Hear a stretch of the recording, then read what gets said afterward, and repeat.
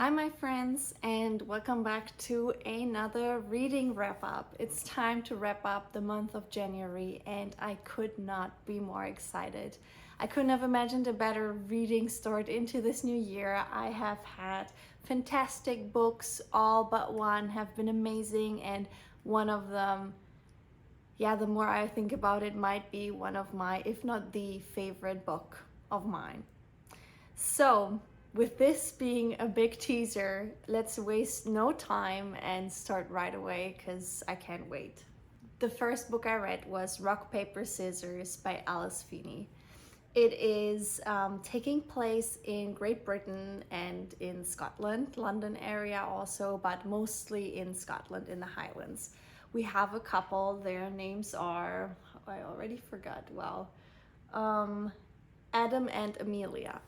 Adam and Amelia have been married for a while, but their marriage is not as happy anymore. And basically they're at a point where they think they might, divorce, they might have to end things. They want to, however, try one last time. They want to try to, reconcile the differences and make it work. And their one last try is a trip to Scotland. It's in the middle of winter and they are going to this abandoned area that's very isolated, and they're staying in a little hotel which is actually a church that was transformed into a house, and there's nobody, it's just the two of them. Even like to get to the next neighbor would be forever. So they're alone, they're isolated, and it's just the two of them, and you start to feel like the story is written from the viewpoint of both the husband and the wife, and both seem to be plotting something against each other. And in the end, strange things start happening, and you have to ask yourself the question, are they really alone there? Or is there somebody else? Somebody does not want their marriage to work out. Is it one of the two of them, or is it an outsider? I loved this book. It was such a good suspense thriller novel. I could not put it down. I kept reading it, and at night I didn't want to go to bed. I could not put it away. It was so good. The chapters are very short and you just fly through the book. I think the author did a fantastic job with just making so much out of so little, because really, if you think about it, the setting, there are only like 3 people. And what she does with those 3 people and the tension she creates just among those 3 is amazing to me. There are a lot of flashbacks, so you get a lot of backstory. There are more characters there, but in the present, all the tension, all the suspense comes from these 3 characters. Also, I want to mention that if you love Gone Girl, you're going to love Rock, Paper, Scissors. It's based on a similar concept. So we have the husband and wife who, there's a lot of tension, and you're not really sure what they're gonna do, if they're really there to save their marriage or if they maybe plot something against each other. You also have all these flashbacks where you see the backstory of how the marriage turns sour and all of that. And if you love thrillers, if you love Gone Girl, pick up Rock, Paper, Scissors. You're not going to regret it. Let's talk about The Sanatorium by Sarah Pearse. This is also a thriller and suspense novel. We follow the former detective Ellen, former because she's right now taking a pause from her job because the last case was too much for her. Anyways, we're following her as she goes to the Swiss Alps for the engagement party of her brother. Her brother has invited her and I guess his family and friends to a sanatorium, which is where the party is held. The sanatorium has been transformed into a hotel by a developer in the area and is now open for guests. There's been a lot of protests against turning this sanatorium into a hotel because of its backstory, but it has happened and now it's up and running. So Ellen is at the hotel and all of a sudden there is an avalanche. And basically they're cut off from the outside world. Nobody can get to them. They are isolated. They are on their own. And it's in this situation, in this environment, where all of a sudden people start to go missing. And among them is the fiance of her brother. And so it's up to Ellen now to find out what's going on because the police can't really reach them. She's the only one who has the capabilities to investigate this. And yeah, it doesn't take long for the first bodies to turn up. So where do I start? So this book was for me a disappointment. I hate to say it, but it was. I must say that I had high expectations, but maybe let's start with the things that I liked about it.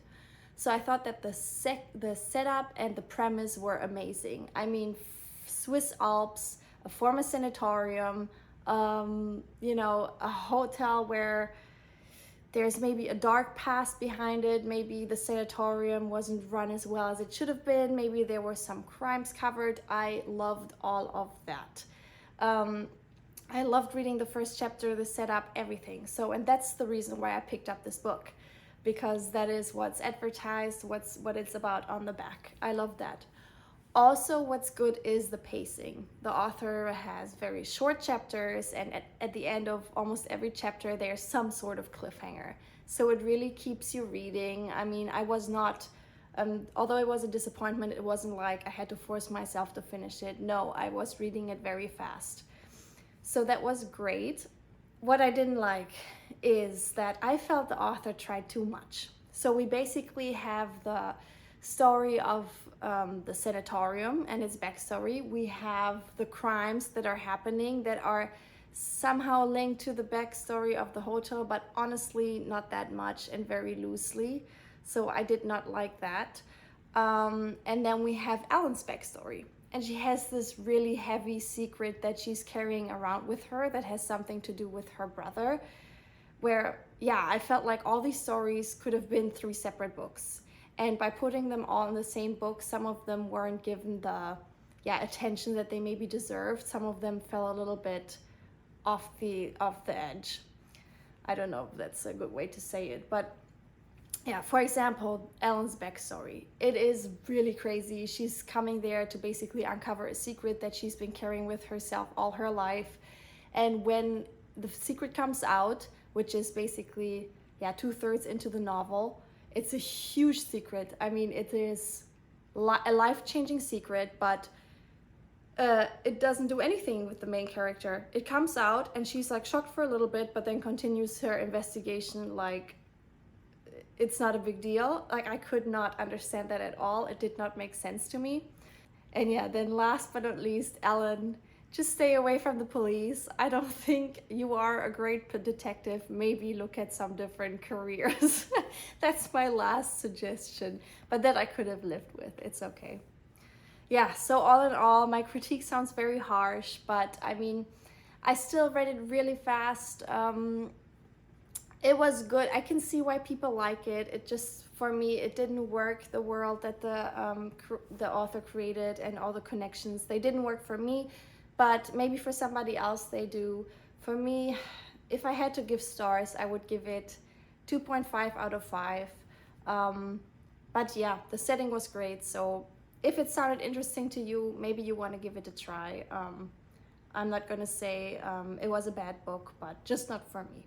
I just noticed that I didn't give any stars for rock, paper, scissors, so I'm gonna do that now. I will give it 4 out of 5 stars. Maybe even, no. I'm debating if 4 or 4.5, but I'll stay at 4 for now. And honestly, that is because this book just put everything else into perspective. 5 stars, my favorite book of this month. I cannot believe what I read here. And so unfortunately, rock, paper, scissors only gets the 4. But let's get to my big favorite. It's The Great Alone by Kristin. And it's a book that takes place in the 1970s. And we are following the Albright family. The Albright family, that's Mr. Albright, Mrs. Albright, and their daughter, Leonie. The 3 of them are a tight-knit family, and they have had a rough time because the father, he was in Vietnam War, has fought in Vietnam War, and when he came back, ever since he's come back, he's been a changed man.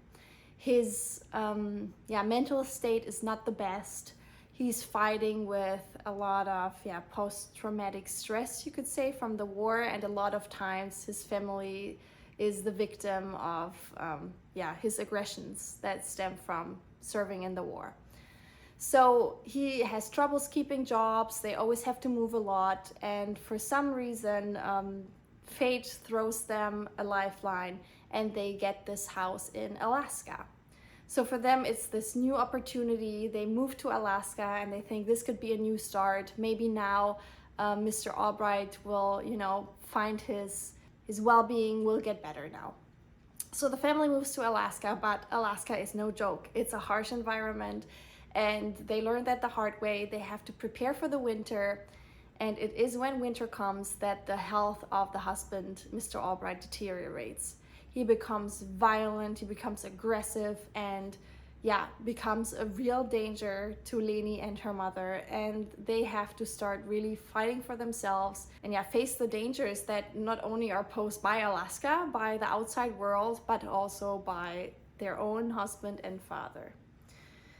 So this book is basically a coming of age story, because in the beginning of the book, Leonie is 12 years old. We follow her for a few years, then she's 18, and when she is like in her early mid-20s, I would say, that's when the book ends. It's a domestic drama. It is historical fiction because it takes place in the 70s and 80s. And all in all, it just blew my mind. I was just sitting there thinking, wow, I said this before in another video, I could not pick up another book for like a couple of days because I had to process what I just read here. And that's why I didn't read more this month. I could have probably, but I chose not to because I wanted to, make space for the next book after reading this. And so what I loved about it, Kristin Hanna just created these amazing characters. I loved all of them. The people of Alaska were just so heartwarming, especially the women, how they all helped each other, how they are such a tight-knit community. I loved reading about it. I loved the nature. She described the nature so well. I want to move to Alaska right now, despite of everything that I just read, because the way she describes it, it's just beautiful. The characters, the nature, and also I thought it was interesting how she used events that took place in the 70s and 80s and just mentioned them, threw them in every now and then to really set the stage for you to remember, oh, okay, we are actually, in the 70s or 80s. So I thought she did just a great job. The story was so emotional. I think I've cried like 10 times at least. It was so, it was just such an emotional read.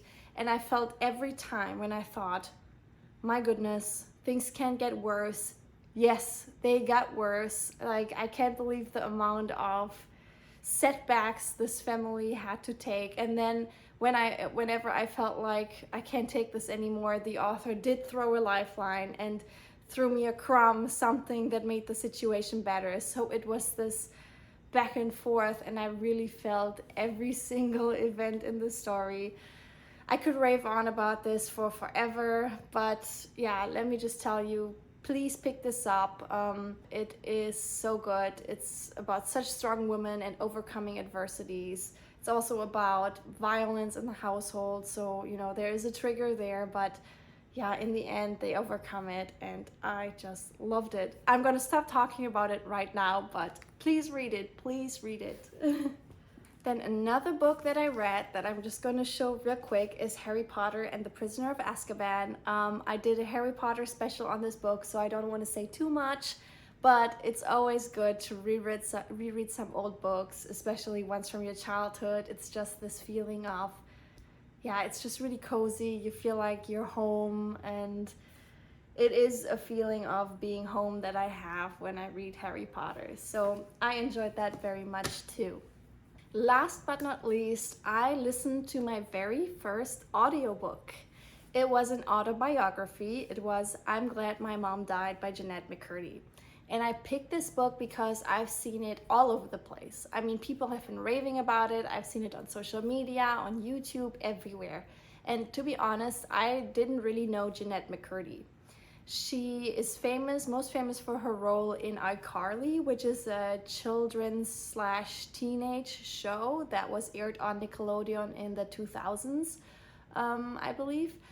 but I never really watched that show. I know of it, but I didn't know the show, and so I didn't really know Jennette McCurdy.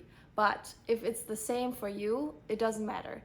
I still enjoyed this book so much. She did a fantastic job of writing her life story, and yeah, I was really captivated and felt for her, and yeah. So basically what the book is about, she's writing about how it was growing up with a narcissistic mother who pushed her into pursuing this acting career that was never really her first choice. She's also writing about Hollywood and how it is all behind the scenes, what it can do with you mentally, and what it is like to basically be an actor, or what it takes to become an actor in that industry. Also, it's a lot about like child acting, you know, a lot about her childhood. It's about eating disorders, how she developed an eating disorder, and how much it took to overcome all this, and how important it is to really, you know, face your inner demons and yeah, eventually overcome them. So I thought it was a really good book. I mean, yeah, I can't believe what she's gone through, and it really showed that all this, yeah, bright side of Hollywood, what you see on TV, is not necessarily always how it is. You know, when you're really part of the machinery. Yeah, if you're interested in that, if you're interested to see how an acting career can look like, how it is for a child actor, how it is to grow up with narcissistic parents, how to overcome eating disorders, I can recommend this book. I liked it a lot. Jennette McCurdy actually read the book, so I was a fan of that because I felt closer to her in that it was her own voice, her own words that she was reading aloud. I like that a lot. So if you're thinking of between book or audiobook, I can say I really enjoyed the audiobook. I'm not sure if it makes a difference if you read a book or listen to the audiobook, but yeah, it was great for me. I don't know what else to say, honestly, except for I bow my hat to this person, and I think she's very strong for coming forward with this story. 4 out of 5 stars. So it is the end of the video. I hope you enjoyed it. Thanks so much for watching. I am honestly so motivated right now to read because it was such a great start into the new year. I'm excited what February will hold for me. And for you, I just wish all the best. Stay safe, stay healthy, and see you soon. Bye bye.